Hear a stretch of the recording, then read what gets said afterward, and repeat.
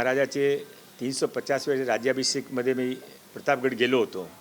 तिथे नंतर मी तिथे आज हा सर्व प्रकार झाला त्या ठिकाणी दर्शनासाठी गेलो तर मला असा मनामध्ये आला की आपण इथे काही परमानंट केला पाहिजे. म्हणून मी इथे येऊन सर्व लोकांशी चर्चा केली आणि जे स्कूल ऑफ आर्ट्सचे प्रिन्सिपल मिश्राजी आहेत त्यांच्याबरोबर बसून आम्ही यांची योजना नक्की केली काय करायच्या.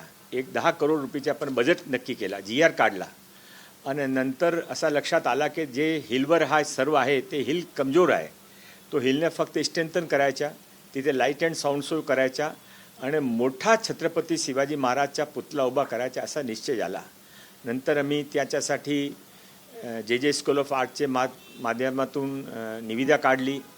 7-8 लोक आले, आपले हिस्टोरियन बलवेकरजी आणि ते अजून ते जे काही एक्सपर्ट होते सर्वांशी चर्चा केली आणि असा एक निश्चय झाला की कसं प्रकारचा हा पुतळा उभा राहायला पाहिजे.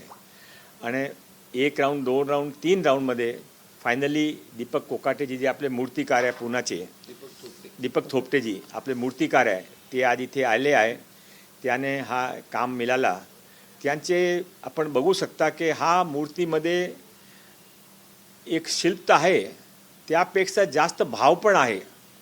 त्यावेळी छत्रपती शिवाजी महाराज मनामध्ये काय भाव आले होते आणि अफजल खान कसा एकदम ते अवाक झालो वगैरे काय झाला ते सर्व भाव हुबू तिथे थोपटे साहेबने काढलेला आहे. मी त्यांचे अभिनंदन करतो. हा मूर्ती साधारणतः 8 टन वजनाची आहे.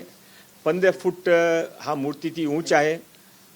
बरोबर 15 फूट उंचीची मूर्ती आहे आणि 18 ते 20 फूट त्यांची ते लेंथ आहे.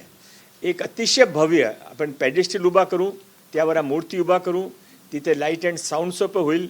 माझी अशी कल्पना आहे की महाराष्ट्रामध्ये फक्त महाराष्ट्रामध्ये नव्हे तर किंवा देशामध्ये किंवा विश्वमध्ये सर्वात जास्त पुढच्या वर्षी लोक हा मूर्तीचे दर्शनासाठी महाराष्ट्रामध्ये प्रतापगड येणार आहे. अफजल खानांचे जे पुतळा बाहेर काढतानाची जी प्रतिकृती आपण या ठिकाणी उभा राहतात, नेमकं हे सर्वसामान्य नागरिकांसाठी कधी खुलं केलं जाणार आहे आणि कशा पद्धतीने त्याची रचना असणार आहे?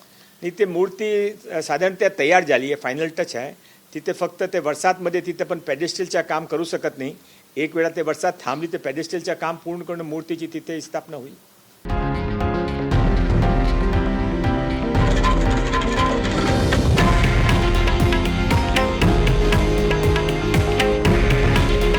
हे आहे देशातील नंबर 1 न्यूज नेटवर्क आणि आपण पाहत आहात TV9 मराठी. काळजी तुमची, हित महाराष्ट्राचं.